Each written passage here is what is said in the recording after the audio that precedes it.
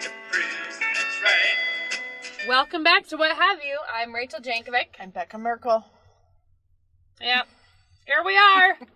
Still quarantined. Sometimes right before we push record, we say, do you know what we should talk about? And I say, nah, just push it. And then sometimes that works just fine. And other times we just draw a blank. And actually, I think everyone should be duly warned that we've already spent like an hour on the phone together this morning. So I'm not really sure. Sometimes we might have talked it out. Sometimes that takes the wind right on out of it. We've already said the things. I was just telling Becca that sometimes in my life, my ignorance in certain fields doesn't trouble me. And right now I'm in a time where my ignorance of the bird life is just kind of hurting my conscience. Like, I'm seeing so many birds that I have no idea what they are. Well, no clue. You're out living amongst them a lot more. Yes, but why are they all, like, there was an enormous one. I even am using my bird identifier app all the time and considered purchasing binoculars. Because I just can't bear it that I have no clue what they even are. Rach, there's little clubs for people like you. I know. No, there's not. There's little Yes, clubs there for the is. people who are way ahead of me on this. Like, I can't get into a club with this little qualifications. I go to... Go find out if there's a master class. Oh, no. I'm getting emails about them. I'm getting emails from the Cornell Lab of Ornithology. Because what I do is I find out that there's a huge field that I know nothing about, and then I begin dabbling about the edges of it. We did identify the birds I couldn't figure out by our house. That was exciting. That they're called Says Phoebes, and they have a really pretty little songbird, and they do an amazing like hover while they hunt for bugs. So they fly. They're flapping their wings, but not going anywhere. They do this amazing, like, it's very pretty. And then they dart down. And I feel like it's just like God to make something that eats flies beautiful and singing. You know, like, anyways, figured that out. But then I'm behind Winco yesterday. And I wasn't behind it. I was on the road. I was not lurking behind the grocery store. You were going to I was driving shuffle through the dumpster. on my way past the back of Winco and I thought it was an enormous owl in the tree. Okay. I pulled over because I was like, there's actually a huge owl in the tree right there. Let's find out. But I mean huge, like, it was huge. Not a little squatty body owl. Like, it was a big old dude. And I got out of the car to take a picture of it. It didn't have an owl's head at all. It had a little head. What is that? Some owls have little heads. It wasn't an owl. It had like a little hawk-like head, but in a bird that was really tremendously large. and I'm like quickly consulting my Cornell bird identifier, and guess what it tells me? It tells me that maybe it's a duck. I was like, it's not a duck. Not a duck. I don't know what this is, but I know that much. You're like, it doesn't look like a duck, nor does it quack like a duck. It's not a duck. I can't identify the dang thing, and I think I need binoculars because the app tells me, but I'm going to have to wear them all the time because... Just around your neck. Yeah, because the app told me that it's always like you can pick 3 colors that are presented on the bird. Well, I don't always know if that was gray or if it was buff or if it was khaki. So I feel like you're going to need to... it's a little stressful. You're going to have to enroll in something, Rach. Because I know. My ignorance is it's painful. Really being an issue. But my issue in that regard right now is entirely surrounding plants and a little bit sourdough. Everyone, I have a successful percolating thing. Yep. I'm going to try and make my first loaf tomorrow because I think it's gotten enough of a routine. One of my early loaves of sourdough. And actually, I happen to remember that I was very funny about this on a podcast episode that we threw away. because I think we met together too late at night and we were just a little too slap happy and weird. Sometimes that's but bad. I made an early loaf, one of my earlier loaves that came out looking like the backside of a really poor old saggy lazy boy. Where it had like weird sort of voluminous lumps. and it sort of shriveled in and sagged. It was terrible.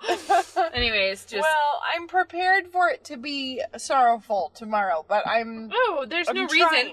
One great thing about sourdough is that sometimes even if it looks like a dog, it tastes really fine. Yeah, we'll see. I mean, there are We'll ways see. of ruining it. You can leave the salt out. That is a way of getting yourself up a creek. I'm trying not to worry too much yet about when I have to go back to school. Because we're going back to school, guys. Not this next week, but the week after. Mm-hmm.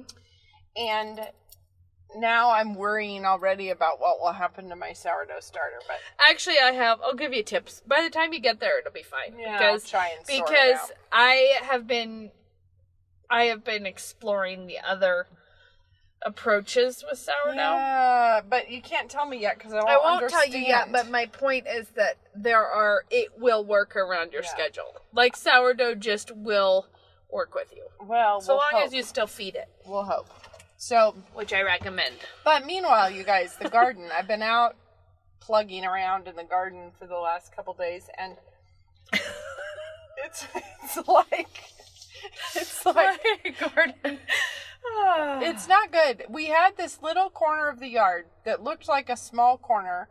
It was the sunniest corner that we had. It was like between a sidewalk, and the driveway. So we were like, well, it's already quarantined off over there, so we'll just put up a little fence and do a garden because it was the sunniest corner. So we should put have up. picked a different word back. It wasn't Yeah, quarantined. it was. It was cordoned. It was self-isolating. Cordoned off. And it was over there. So we put up a little fence, and suddenly, I'm like, I have a ranch. This is not a small amount of space. This is like a really big area to fit a bunch of stuff. Anyway, then after we had built the raised beds and put in some brick paths and built a fence, the neighbors cut down this enormous row of pine trees, which is a real blessing because they were huge pine trees that took up a big chunk of our Huge and yard. dastardly pine trees. Yeah, but now we have a backyard that's full sun all day, and our garden. That's right. Our garden is like, we just decided to try to grow tomatoes here underneath a maple tree. And it's directly... This is a terrible coarse It's jest. under I have a terrible maple coarse tree. jest. Well, let me just say that maple trees drop those little helicopters like every 10 minutes. And like, I have a maple tree farm. I have to go out and pull out hundreds and hundreds and hundreds of little wee maple trees out of my garden beds all the time because they're just... Anyway, so that's my garden struggle. Well, my garden struggle is that we have all these acres that are not ready for a garden because of lots of reasons. But every time I'm like, here's a raspberry bush that I bought. And then I'm like, we're going to need to rent a bulldozer first. we're going to back up.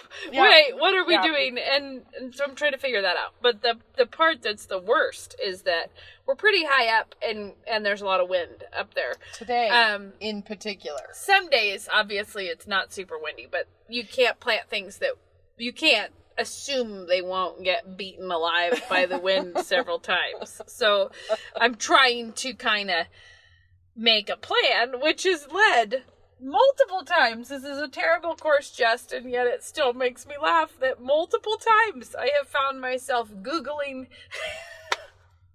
how to break wind in the garden.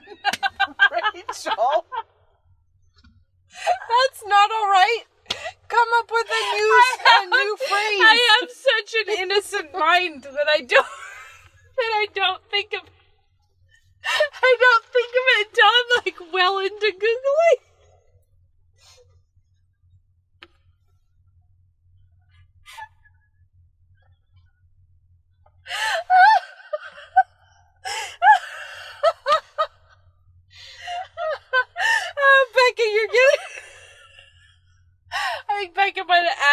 separated from Diet Coke. It was a horrific thing, though. And I just had a whole mouthful of Diet Coke. That was a battle just now. Well, my problem is that every time I I'm did like, not spray Diet Coke. I need to think about how to handle this, and I can't figure out how we Rachel, talk about this. Let's just call it a windbreak from now on. Except for I was trying to search. I do. I understand. Now I search about windy area gardening. Or just garden windbreaks. Just keep I told you it was my innocent mind that keeps leading me this way. It's not okay. Well, It's not okay. It's because windbreak is not a verb, and so when you're looking for No, but you don't have to say how to. You can just say garden windbreak. well, it's not better if you leave out the how to. Yes, it is. No, it's not. If you say windbreak as No, one word, you end up searching something like breaking wind around the house. Very easy. no, you don't. This is the worst. We've got to pull out of this terrible slump I'm of... so sorry. I never should have brought it up. No. Oh, shoot. Okay, well, anyways, the point is that I think I have a long and difficult road in more ways than one with trying to deal with this.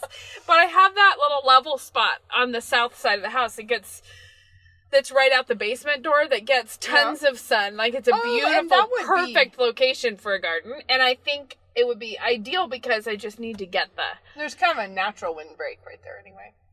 not so much, but Well, because it's over the hill more. the wind comes from two different directions with our house. Oh. So some of the time the house would be helping. When it is in the winter, it comes more from the mountain, but in the summer it comes this way. I have to... Oh, my word. I'm sorry. This is very hard to pivot out. But here's what I want to say, is that I was reminded of this by what you just said.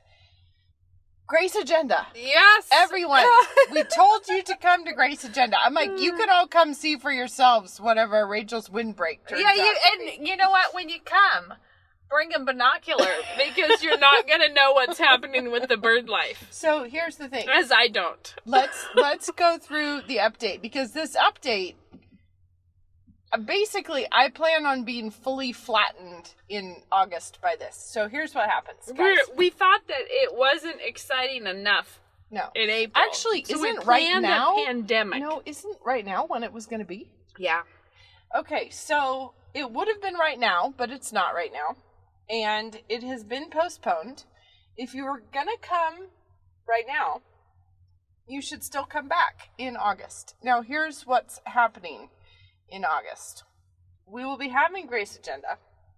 So that's already a big thing. Mm-hmm. And Rachel's totally going to have you over to come look at her south slope where she's going to grow something. Where, Lord willing, we would have found a way to shelter in place our garden. Yeah.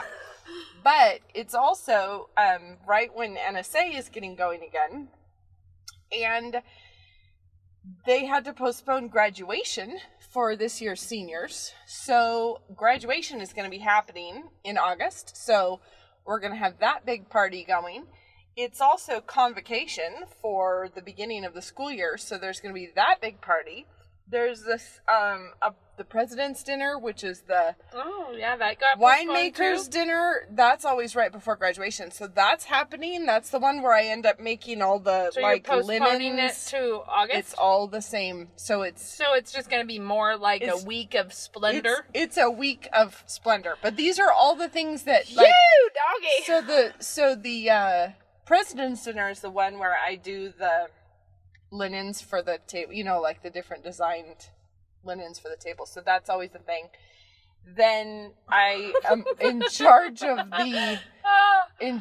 the reception for graduation. I like that the big feature of that wine dinner is I'm in charge of the linens. I'm telling you how it affects me in my personal life. I understand. I'm in charge of the reception for both graduation and convocation, and I'm usually doing the linens for the president's dinner, and it's Grace Agenda.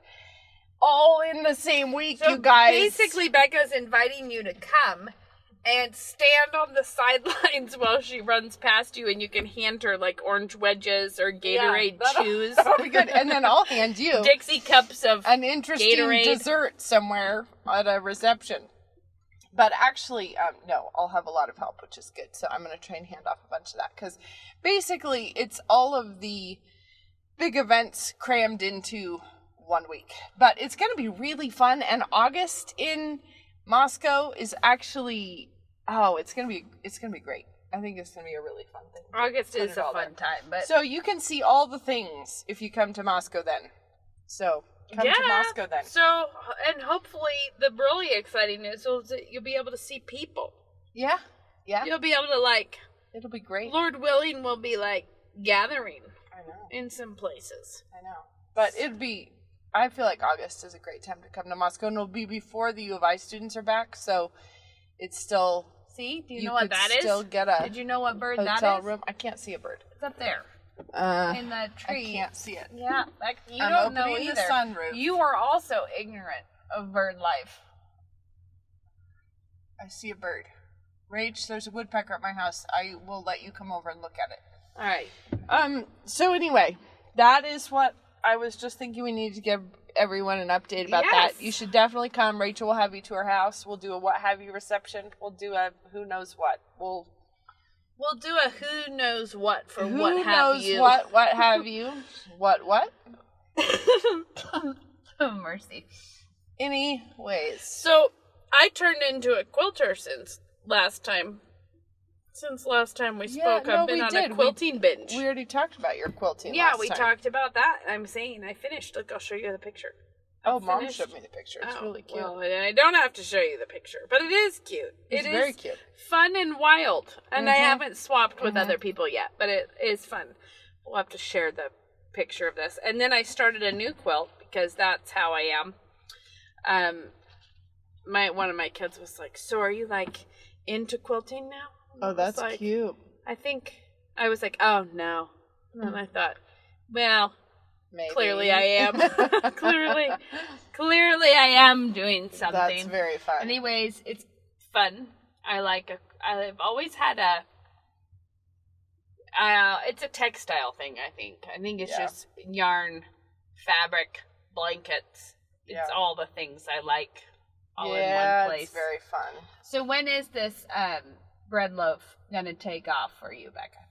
I am supposed to get my little sourdough starter You're gonna do 11? out and do 11 tonight. So I fed it this morning. Mm-hmm. I'll make 11 tonight. We'll see if I produce myself a nice I think you're going to be so excited. Squash of a pancakey loaf tomorrow. It's going to be really fun. I know.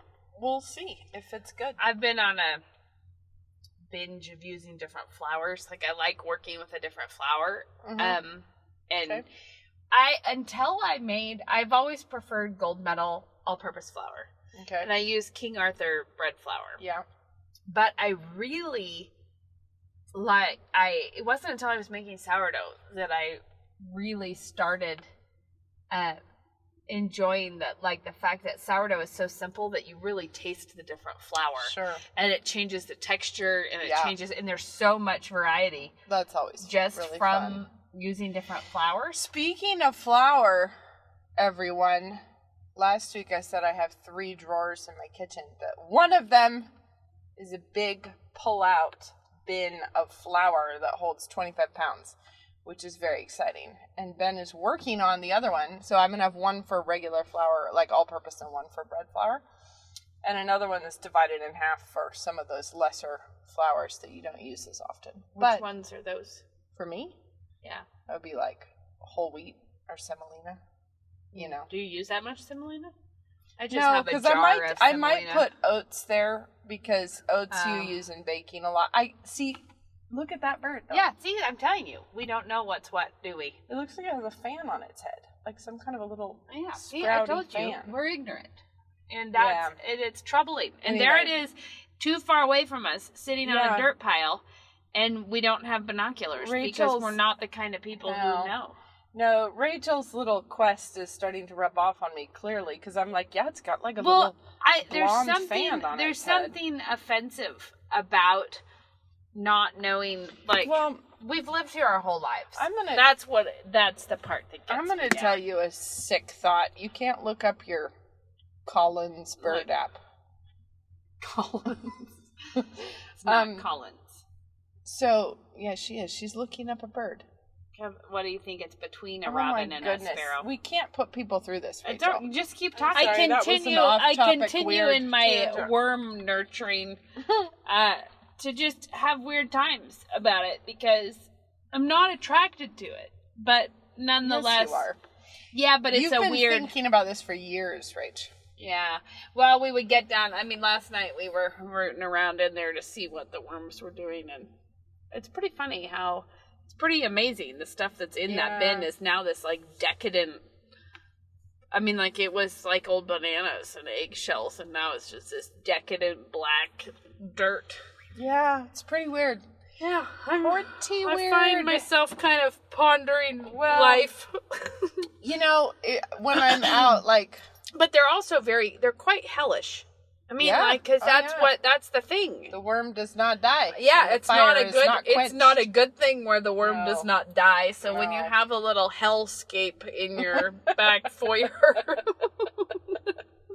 you're like, "Yep, there it is." I know. I'm always just really amazed whenever I go out in the garden and you actually get down and start digging around in there. Mm-hmm. It's just really, I don't know. You start really thinking, how on earth you put two little seeds that look exactly the same right next to each other in the Totally same other dirt, things. Yeah, and one of them can come out with a, ridiculous. and they never mess themselves. They don't mess up.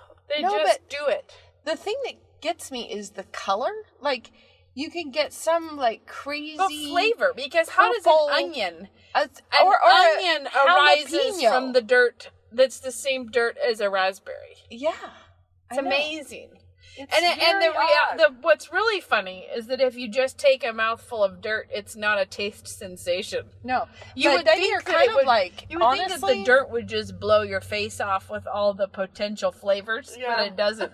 it does not. But it's like, I don't know how it is that we I've don't eaten believe in magic, because that's No. nothing but And magic. I ate dirt as a child. I specifically Yeah. remember trying to cook it on my hot tricycle seat with Julie Busby to see if we were like, well, if we cook it, it'll be fine if we eat it. So we cooked it on the tricycle seat, which Yeah. tells you about how sharp we were. But my point is simply that wouldn't you think that with all that potential Yeah. that there must be so much flavor in the dirt, because Yeah. how does a minuscule seed Have all that. have everything Yeah. it takes to turn Yeah. the dirt into something spicy? It's like dirt and the giant ball of fire in the sky And just air and just air and that- water, which is that also not falls a out of the sky for some reason. yeah. It's And then I here it love comes. that in a world that's that magical, that pompous humans act like we know what's happening. Like we're like, well, the reason it's like this. is I'll tell because- you, we've been having church in a drive-in service the last 2 weeks. And I felt like this last week we got out of, some people who wanted to, got out of their cars to kneel for the confession. Mhm. Did you find that strangely moving? Incredibly moving. But- Turns out that Like, to a be bunch of actually people just, kneeling outside but just is on a the dirt. different sensation. yeah, like on the ground. Like, And it dust, was just straight just dust and right dirt, there yeah. on the ground. And I was like, you wouldn't think that it would make such a difference to be in the building or out of it, but it did. I was like, did. this is wow. Yeah, and same with everybody lifting hands afterwards, standing. Yeah. There's something very different about doing it outside. Yeah. But we are it was a full worship service, so it was Yeah. everything that we do in worship, and it was. Yeah, It's been really sweet crazy. doing it outside. Yeah. The only addition is honking. The cars and I know. honking is unique it is. to the situation. Yeah, but that's been Yeah, I agree. There was something really different about Yeah. that. But part of that is that it's so good for us to peel back all the things that we assume and don't think are shakeable, kind of. You know, like the things that you, and at least for us in worship, peeling back all of that, all of the routine has just brought out the basics, right? The real evangelical, we love the Lord, we gather because we're his people, we're here to worship, and that it's not because this is the way we do it, or it's not that, it's because we believe this, and whatever it takes, we're going to do it. Yeah.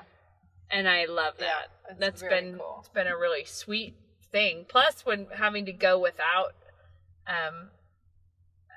gathering for a couple weeks made it so sweet. Yep. To when you usually are seeing people all the time, it's easy to not notice what a gift that is.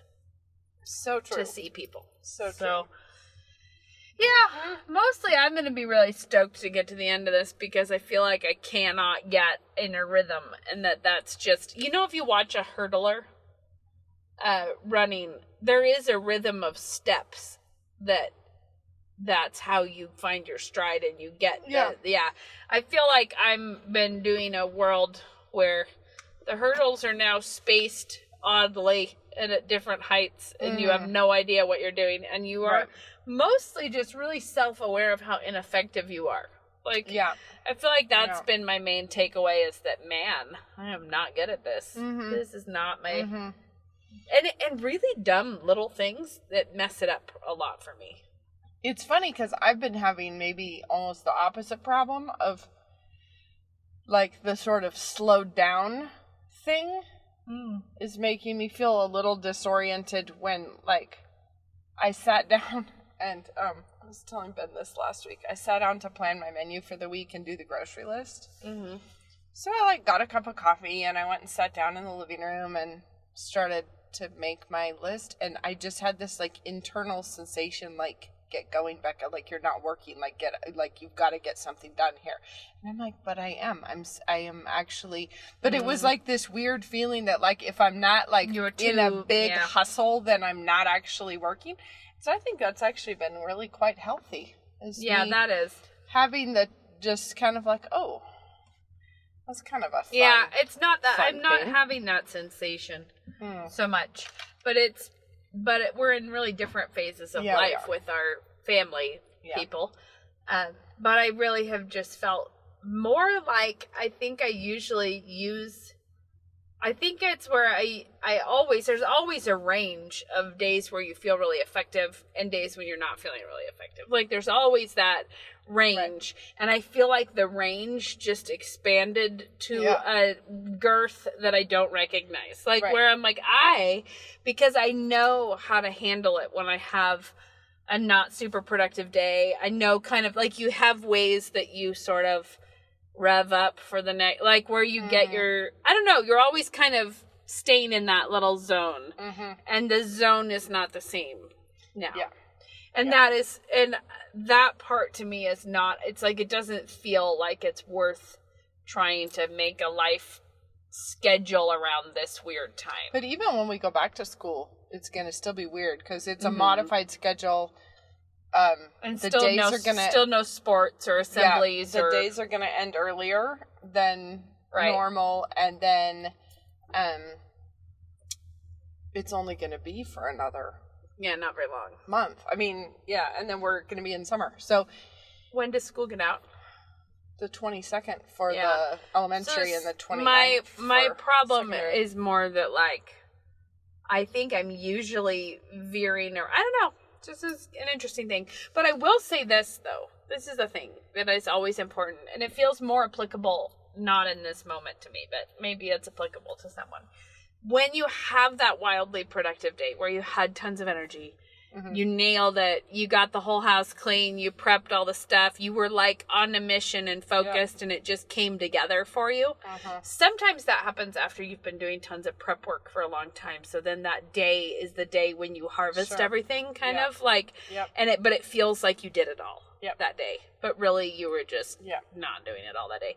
But I find the biggest temptation with those days is to try to make it your new normal. Oh, yeah. The minute you get a soaring success, you're like, that's what every day should be.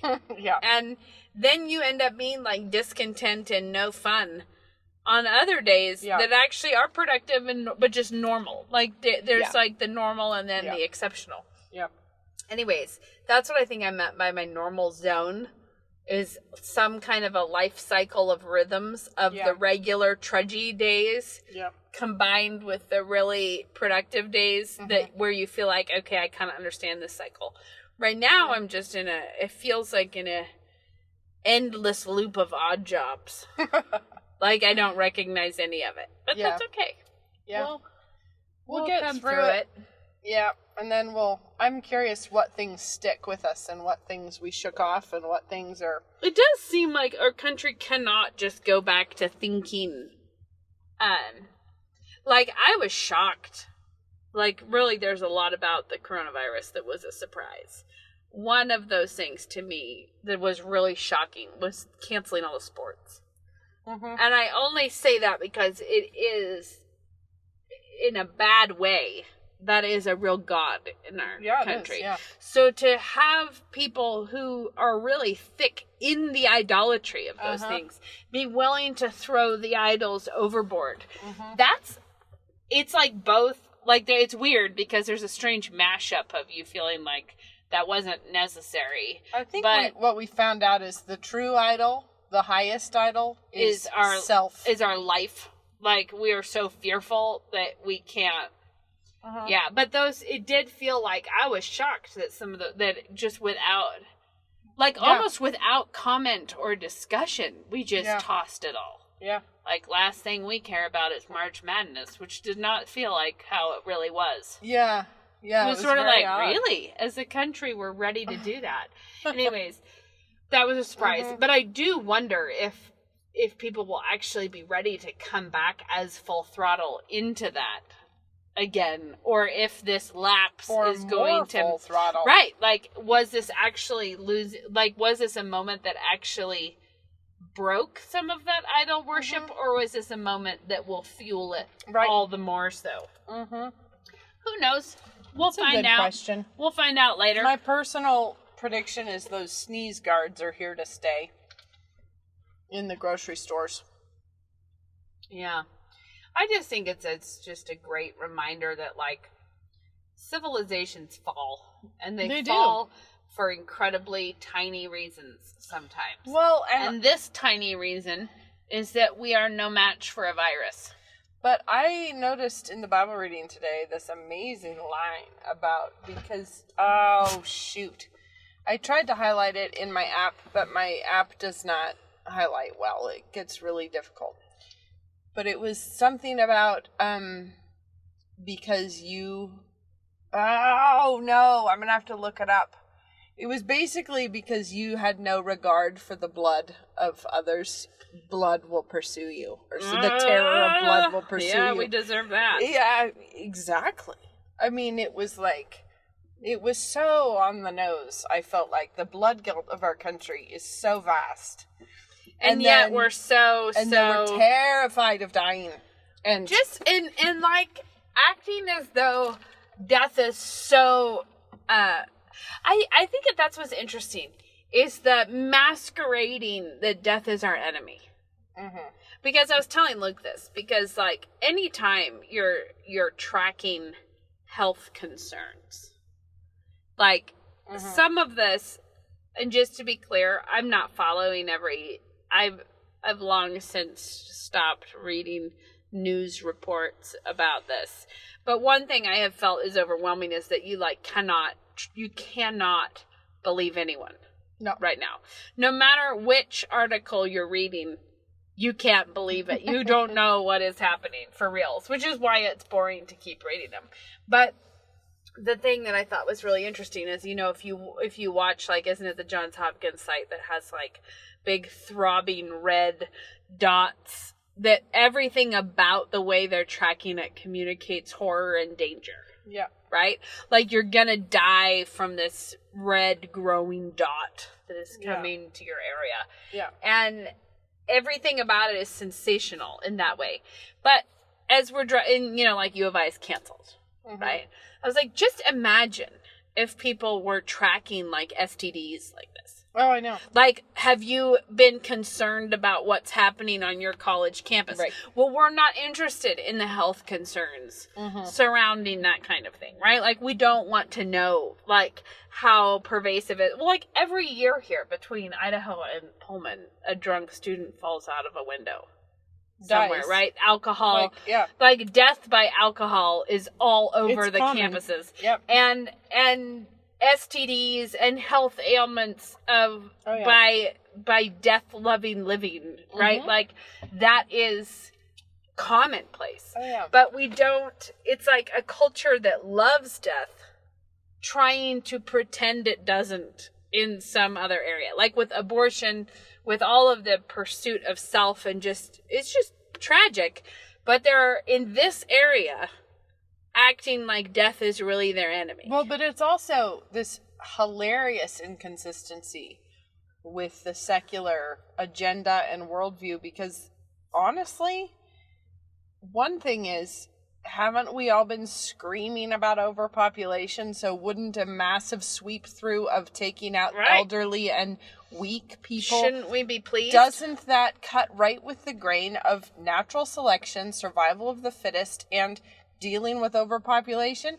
And those are all things that everyone would talk about with a straight face. But then the minute it shows up, or at least threaten to show up, or whatever it was, they borrow did, back a Christian worldview they and value life. Freak out. Yeah, freak out.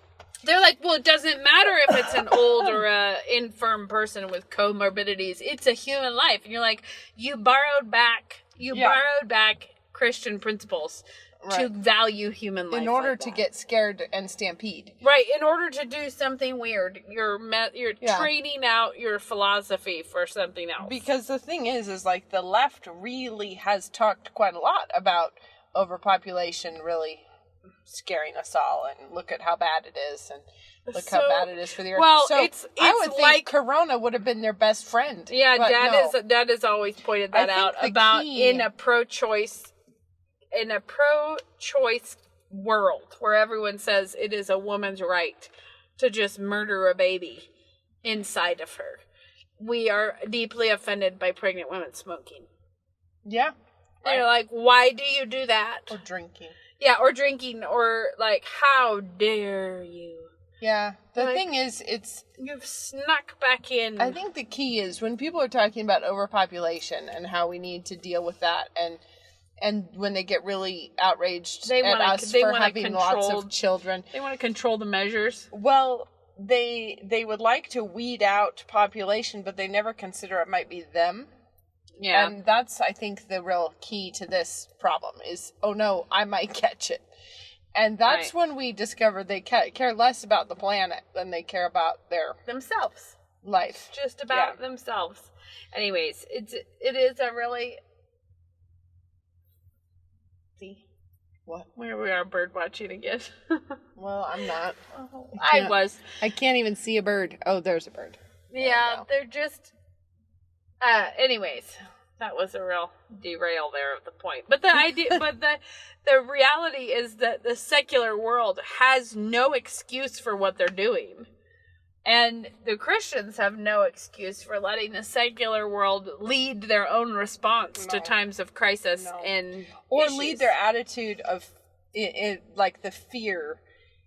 I mean, isn't that the one thing that we all understand about Christianity is we don't fear death now? Yeah. Now, I'm not saying run out and lick all the doorknobs, just, but at the same time, we shouldn't fear death. Like, the unbelievers have every reason to be terrified. No, and death. At the end of the day, every Christian should always be able to say, if I die, I die. Right. Right? Exactly. Like, it's like, if I die, I know where I'm going. If I die, I know that God will care for my family. If I die, I know, like, I can trust him completely. Which is not the same thing. Like you were saying, it's not the same thing as being reckless. It's not, it's actually just the deepest level of confidence that Yeah. you need to have, Which that you're is what not I mean going to about, like, the accidentally terror. die. I have no problem with prudence, but the terror and the fear and Yeah. the just And the fear mongering. yes, all of that should be really antithetical to faith. And I think it's been kind of real embarrassing to see that for many Christians, they apparently never thought about it, the rubber hitting the road in Yeah, like in that actually, way. like your faith actually being the thing that you were. Are we about to go? No, we have a little bit more time. I want to touch on something I think we should talk on next time. Does that matter to you? No. If I open up a larger kettle of fish that I But only just to thought of? say, we'll talk about that another No, time. I think we should start talking about it, but I think that we don't have that much time, so all right, we what? might. I'm not. Now watch us be total duds with nothing to say about it. Okay. So this has come up recently, a couple different times and I've had some conversations with people. So this is a huge topic, but it is about a response that this podcast provokes in people. So Okay. when I say this podcast, our listeners all know, I can't imagine you not having picked up on the fact that this is an unedited, unplanned production. So we're not really giving you As well our- as we hide that. Yeah, in Sometimes. spite of the fact that I yawn in every episode just to make you think we're really prepared. And in spite of the fact that I think it's self-evidently not polished, which means that it is self-evidently honest. It is actually how we are living. That's what I'm Okay. saying. We're not putting our shiniest, No. pretendiest face forward. But the question that had come up from groups of Christians in other places is sort of like, how is this, it's hard. It's basically like, is it actually real that you're actually this joyful? What? Yeah, I know. You're having the same question I had when this came up. The reason I had that question is I feel like it's pretty clear that we're talking about our turkey attitudes and how we're tired of stuff all the time. So I don't feel like we're not putting forward a presentation that our lives are an endless giggle. Okay. Where we're not tempted by it. I don't know. It's just so I was thinking about that. I was thinking about what is the answer to that. Like, I think that this podcast is very honest to the way that we're living. Mm-hmm. I know. Well, yeah, if anything, I think we try to censor it down just a little bit from the sort of, I don't know, like, we don't whoop about everything on the podcast that we might whoop about in private. No, that part's true.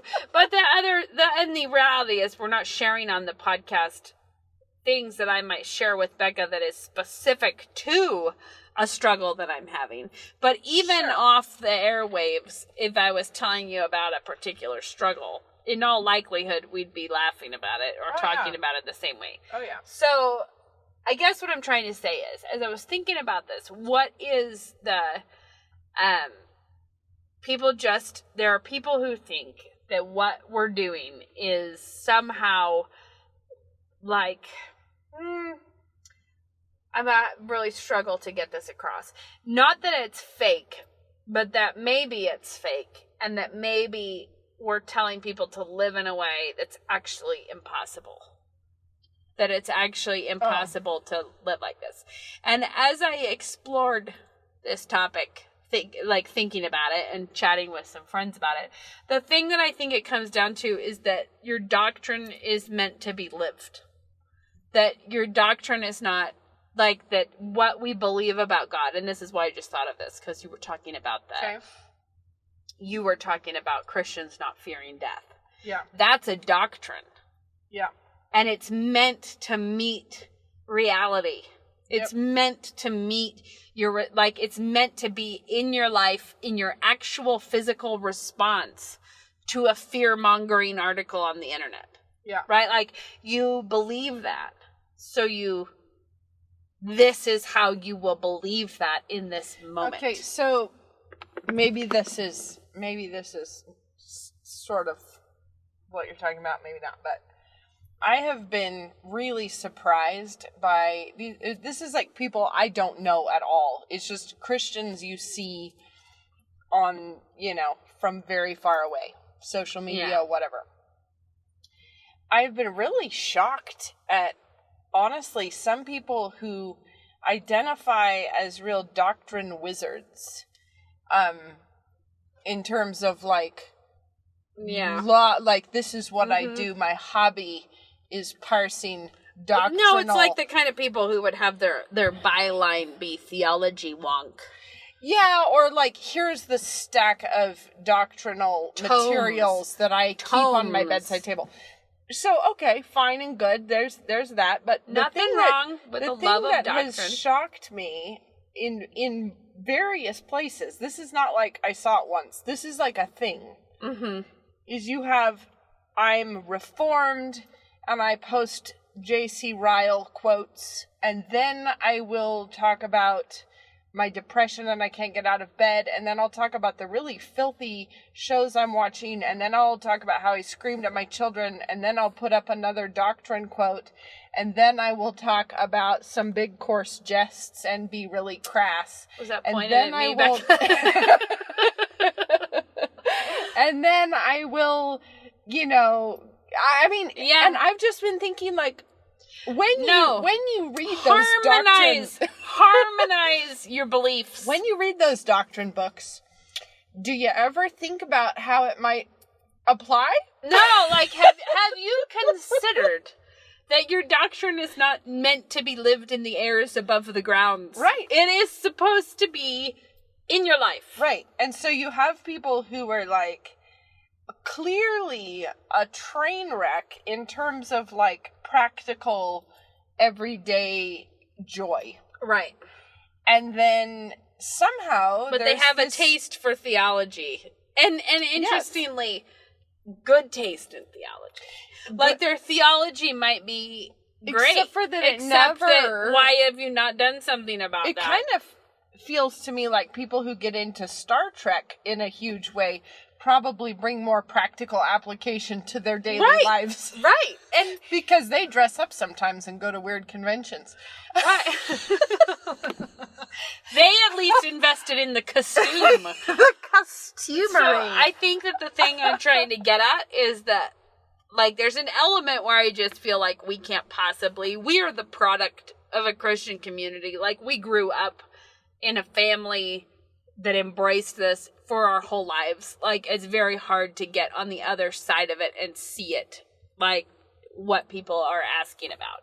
And because I don't feel like saying your doctrine should be lived does not take any of the normal struggle of life out of your life. But it does infuse a tremendous amount of peace and confidence and joy. Yeah.